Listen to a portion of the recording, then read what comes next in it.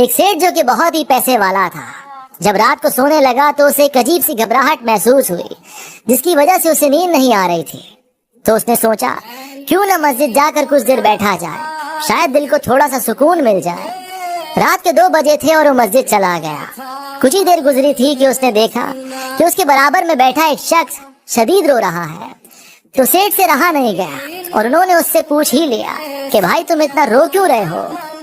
تو وہ شخص بولا میری بیوی ہاسپٹل میں ایڈمٹ ہے، اس کا آپریشن ہونا ہے اور میرے پاس پیسے نہیں ہیں۔ تو سیٹ کو اس پر بہت رحم آ گیا اور جیب میں جتنے بھی پیسے تھے اس نے وہ سارے نکالے اور اس شخص کے ہاتھ میں رکھ دیے۔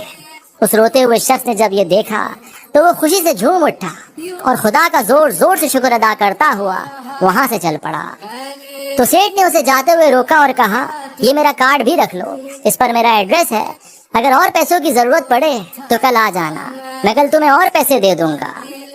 تو وہ شخص مسکرایا اور بولا میرے پاس آلریڈی ایڈریس ہے۔ اس پر سیٹ نے حیران ہو کر اس سے پوچھا کہ تمہارے پاس میرا ایڈریس کہاں سے آیا؟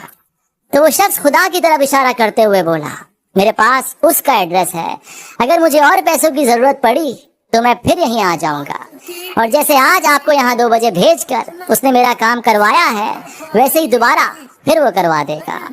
جیسے ہی سیٹ نے اس کی یہ بات سنی تو اس کی آنکھیں کھل گئیں کہ بات تو بالکل صحیح ہے، میری نیند کا اڑ جانا، گھبراہٹ محسوس ہونا اور یہاں اس وقت میرا اچانک سے آ جانا، کسی کا تو فورس ہے جس نے مجھے رات گئے یہاں 2 بجے بلایا ہے۔